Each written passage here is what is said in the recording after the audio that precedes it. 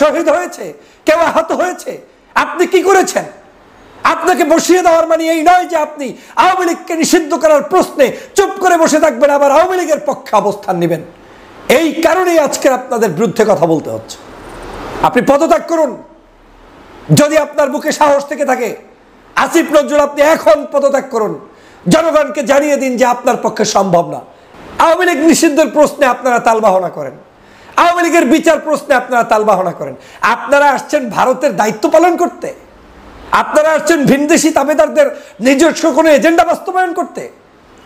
যারা মনে মনে ভাবছেন আপনাদের মনোনীত উপদেষ্টা আছে, সমস্যা নাই, সব পার পেয়ে যাব, ডৌয়া। আপনাদের কি আজকের প্রতারণা করে আপনাদের মানুষগুলোকে ঢুকতে দেয়নি? বাংলাদেশের কোনো অফিস আদালতে আছেন দেশপ্রেমিক, ধর্মপ্রেমিক, স্বাধীনতা প্রেমিক একটা মানুষের অ্যাপয়েন্টমেন্ট নাই, সবগুলো আওয়ামী লীগের দোসর দিয়ে বসে রেখেছে। আর পরে আপনারা তাদের কি অন্ধ সমর্থন দিচ্ছেন আর মনে মনে তালি দিচ্ছেন। ওই একটু মাঝে মাঝে ইসলামের পক্ষে একটা দুইটা পোস্ট আর দুই একটা একটু ধার্মিকতার পোস্ট, এই পোস্ট পেয়ে আপনারা লোভে পড়ে গিয়েছেন। এই লোভের কারণে আজকের পাপের সাগরে বসবাস করতে হচ্ছে। আওয়ামী লীগকে নিষিদ্ধ না করলে সে তো মানুষের মধ্যে পড়তে পারে না। 2000 মানুষকে হত্যার পরে আপনি সেই আওয়ামী লীগকে নিয়ে সংসার করবেন, রাজনীতি করবেন, আপনি স্বপ্ন দেখেন কিভাবে? আসিফ নজরুল সাহেব আওয়ামী লীগের নিষিদ্ধ কেন চায় না, এ নিয়ে জনমনে এখন বেশ প্রশ্ন জন্ম দিয়েছে। জনগণ যেই জুলাই বিপ্লব করেছে, 5ই আগস্টের সেই নতুন বাংলাদেশ গড়ার স্বপ্ন নিয়ে শেখ হাসিনাকে তাড়িয়েছে এবং কিছু মানুষদেরকে দায়িত্ব দিয়েছে বাংলাদেশ বিনির্মাণের জন্য। আজকে মনে হচ্ছে তারাই বাংলাদেশের মানুষের সাথে গাদ্দারি শুরু করে দিয়েছে, মানুষের সাথে আজকের প্রতারণা শুরু করে দিয়েছে। আসিফ নজরুল বাংলাদেশের একজন আলোচিত নাম, বিভিন্ন সময় বিভিন্ন বক্তব্যের কারণে, কথাবার্তার কারণে তিনি সমালোচিত হচ্ছেন, আলোচিত হচ্ছেন, মাঝে মাঝে প্রশংসিতও হয়েছিলেন। কিন্তু বর্তমান সময়ের প্রেক্ষাপটে বাংলাদেশের জনগণ বিশ্বাস করে যে আসিফ নজরুল বাংলাদেশের জনগণের সাথে প্রতারণা করেছেন, প্রহসন করেছেন, বিশ্বাসঘাতকতা করছেন বলে এখন সমাজের সমগ্র শ্রেণীর মানুষের মধ্যে এই প্রশ্নটি জন্ম দিয়েছে। আমার মনেও এই একই প্রশ্ন জন্ম দিয়েছে। বেশ কয়েক মাস পর্যন্ত জন্ম দিলেও আমি এটা নিয়ে কথা বলার সুযোগ তৈরি করিনি, কারণ আমি চেয়েছি ঐক্য, আমি চেয়েছি ধৈর্য ধারণ করতে, আমি চেয়েছি বাংলাদেশের মানুষের স্বপ্ন সুশৃঙ্খলভাবে বাস্তবায়িত হোক। কিন্তু যখন দেখছি এই আসিফ নজরুলরাই আজ এই আওয়ামী লীগকে নিষিদ্ধ করার জন্য প্রধান বাধা হয়ে দাঁড়িয়েছে এবং মানুষের আবেগ এবং আকাঙ্ক্ষার সাথে খেলাধুলা করছে, তখন একজন সচেতন নাগরিক হিসেবে বক্তব্য না দিয়ে আর পারছি না। আপনারা জানেন কেন এই আসিফ নজরুল সাহেব তাহলে আওয়ামী লীগকে নিষিদ্ধ করতে চায় না? কি তাদের মূল সমস্যা? তারা কি, কাকে ভয় পাচ্ছে? কি তাদের উদ্দেশ্য? আমি বলছি না, বাংলাদেশের জনগণ যেটা মনে করে, ডক্টর আসিফ নজরুলকে কেউ কেউ মনে করে পার্শ্ববর্তী একটি দেশের বিশেষ এজেন্ট হিসাবে কাজ করছে। এটা জনগণের কমেন্টস, আসিফ নজরুল সাহেবের নিজের পোস্ট করার নিচেই এই কমেন্টসগুলো শত শত পাবেন, যার প্রমাণ আপনারা সেখান থেকে দেখে নেবেন। দ্বিতীয় আরেকটি কারণ হচ্ছে এই আসিফ নজরুলরা কাউকে খুশি করতে চায়। কাদেরকে খুশি করতে চায়? যাদেরকে আমরা বাংলাদেশ থেকে বিতাড়িত করেছি তাদের কি, যে আমরা অন্তত বিপদের মধ্যে টিকে আছি, আসিফ নজরুল সাহেবরা ছিলেন তাই আমরা টিকে আছি। এই রকম একটি মানসিকতা পোষণ করার কারণে আওয়ামী লীগকে তারা নিষিদ্ধ চায় না, তারা আওয়ামী লীগের কাছেও ভালো থাকতে চায়। তৃতীয় আরেকটি কারণ হচ্ছে আসিফ নজরুলরা মনে করেন যে বাংলাদেশের পট পরিবর্তন আজকে হয়েছে, ভবিষ্যতে ভিন্ন কিছু হতে পারে, যে যখন হবে তখন যাতে রাজনীতিতে, সমাজনীতিতে বুদ্ধিজীবী টাইপের হয়ে টিকে থাকতে পারে এবং তখন যাতে বলতে পারে যে আমরা আগেও বলেছিলাম যে নিষিদ্ধের পক্ষে না, আজও বলছি না, এবং সেই সময় আবার ওই আওয়ামী লীগের বুদ্ধিজীবী হয়ে সমাজে টিকে থাকবে। এই সকল ধান্দার কারণে আজকে মূলত নিষিদ্ধ করার পক্ষে নয়। আমি আসিফ সাহেবের কয়েকটি, এই আসিফ নজরুল ইসলামের কয়েকটি মন্তব্য, ভিডিও এবং পর্যালোচনা না করে এই ভিডিও করছি না। তার বক্তব্যগুলো যদি কেউ শোনেন, শুনলে আপনার এমনি অস্থিরতা কাজ করবে। উনি একটি জায়গায় স্পষ্ট করে বলছেন যে বাংলাদেশের মানুষের এই যে আওয়ামী লীগকে নিষিদ্ধ করা, এটা আমি চাই না এবং এটা আমার পার্ট না, এটা আমার অধিকার না, আমি যে দায়িত্বে আছি এ দায়িত্বের মধ্যে এটা পড়ে না। আমি প্রথমেই আসিফ নজরুলকে বলতে চাই, গতকালকেও একটি লাইভে বলেছিলাম, আপনাকে কে দায়িত্ব দিয়েছে? আইনমন্ত্রী না আপনার ওই কি বলে জলবায়ু মন্ত্রী না কৃষি মন্ত্রী? এটা তো বিষয় না। 5 তারিখের পরে যাদেরকেই দায়িত্ব দেওয়া হয়েছে এটা শুধুমাত্র নামকাওস্তে একটা পোস্ট, কিন্তু আপনার দায়িত্ব হচ্ছে সর্বাগ্রে আওয়ামী লীগের বিচার করা, নিষিদ্ধ করা।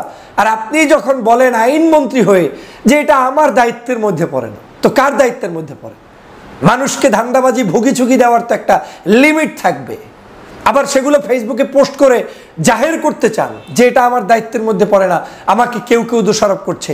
আমি তো আপনার পক্ষে এখন মানে সেই 5 তারিখের পর থেকে একেবারে গতকালকের পর্যন্ত কোনো দিন পক্ষে ছাড়া বিপক্ষে বলিনি, কিন্তু আমি কেন বাধ্য হচ্ছি কথা বলতে?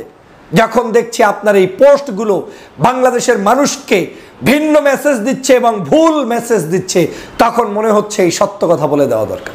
আপনার কারণেই এখন পর্যন্ত আওয়ামী লীগ নিষিদ্ধ হয় না। আসিফ নজরুল সাহেব, আপনার কারণেই আওয়ামী লীগকে এখনো নিষিদ্ধ করা সম্ভব হয়নি। আপনাদের মতো এই ধরনের উপদেষ্টারাই আজকের আওয়ামী লীগকে এখনো মাঠে ময়দানে টিকিয়ে রাখছেন এবং আইনের বেড়াজলে আপনারা কথা বলে জনগণের সাথে প্রহসন করছেন, প্রতারণা করছেন, মিথ্যা তথ্য দিয়ে জনগণকে বিভ্রান্ত করছেন। ধান্দাবাজির একটা লিমিট থাকা দরকার। আপনাকে বসিয়েছি আমরা 5 তারিখে, আপনি জনগণের ম্যান্ডেট নিয়ে বসেছেন, জনগণ ভালোবেসে আপনাদেরকে দায়িত্ব দিয়েছে। জনগণ কি চায় সেটা আপনি বুঝবেন না? আপনি কি করে বলেন যে এটা আমার দায়িত্বের মধ্যে পড়ে না? এখন রেজওয়ানাকে বসিয়েছি, ওনার দায়িত্বে এটা পড়ে না, আপনার দায়িত্বে এটা পড়ে না, আরেকজনের দায়িত্বে এটা পড়ে না, তো এটা পড়বে কার দায়িত্বে? আপনাদেরকে এখন সাময়িক সময়ের জন্য বসানো হয়েছে। রাস্তাঘাট, কালভার্ট, ল্যাট্রিন বানানোর জন্য বানানো হয় নাই। চায়ের টেবিলে, কফির টেবিলে বসে আড্ডা দেওয়ার জন্য বানানো হয় নাই। আপনার মনোপুত সব মানুষগুলোকে বিভিন্ন জায়গায় নিয়োগ দেওয়ার জন্য বানানো হয়নি। আপনাদেরকে বসানো হয়েছে বিশ্বস্ত জায়গা তৈরি হয়ে করে যে আপনারা বাংলাদেশের মানুষকে সঠিক নেতৃত্ব দিবেন, এই আওয়ামী লীগকে নিষিদ্ধ করবেন। আওয়ামী লীগ নিষিদ্ধের প্রশ্নে আপনারা তালবাহনা করেন, আওয়ামী লীগের বিচার প্রশ্নে আপনারা তালবাহনা করেন। আপনারা আসছেন ভারতের দায়িত্ব পালন করতে, আপনারা আসছেন ভিনদেশি তাবেদারদের নিজস্ব কোনো এজেন্ডা বাস্তবায়ন করতে। এই জুলাই বিপ্লব হয়েছে কি আপনার কোনো আত্মীয় রক্ত গিয়েছে? আসিফ সাহেব, আসিফ নজরুল, আপনাকে জিজ্ঞেস করি, জুলাই বিপ্লবের সময় একটা আপনার পরিবারের কোন সদস্যের এক ফোঁটা রক্ত গিয়েছে? কেউ শহীদ হয়েছে? কেউ আহত হয়েছে? আপনি কি করেছেন? আপনাকে বসিয়ে দেওয়ার মানে এই নয় যে আপনি আওয়ামী লীগকে নিষিদ্ধ করার প্রশ্নে চুপ করে বসে থাকবেন, আবার আওয়ামী লীগের পক্ষে অবস্থান নেবেন।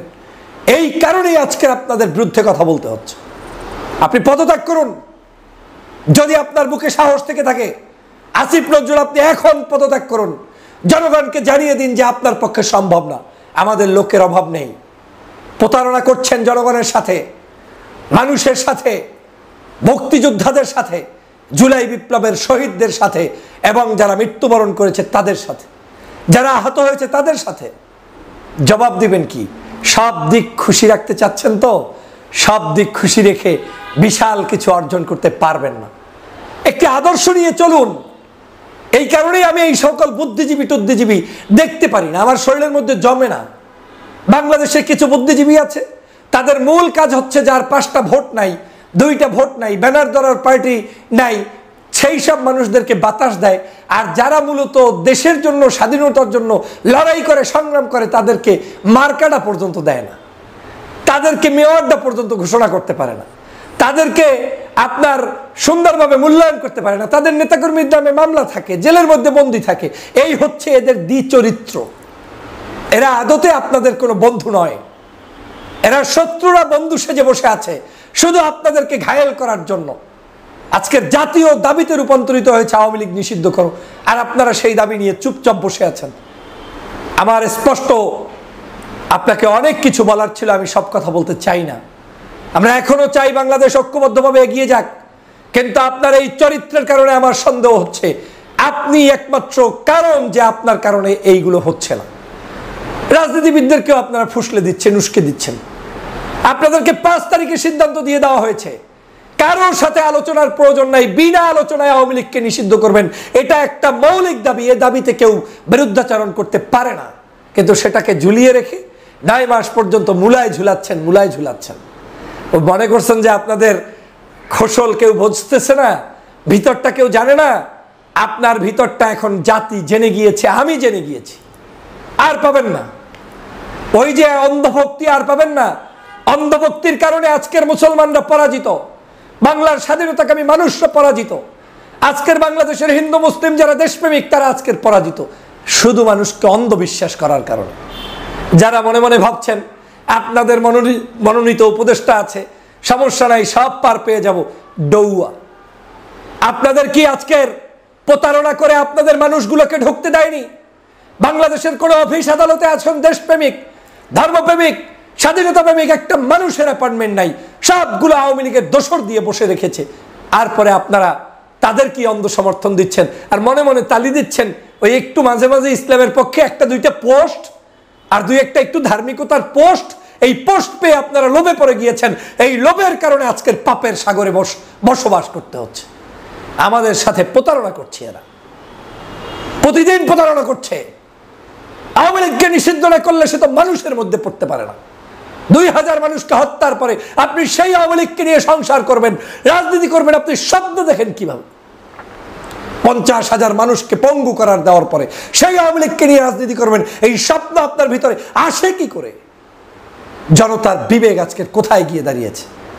প্রিয় বন্ধুরা আমার, আমি স্পষ্ট করে বলতে চাই, বাংলাদেশের যারা এই আওয়ামী লীগকে রক্ষার জন্য চেষ্টা চালিয়ে যাবে, সে আপনার আপন ভাই, আপন বাপ, আপনার মা, ভাই, বোন কেউ হলে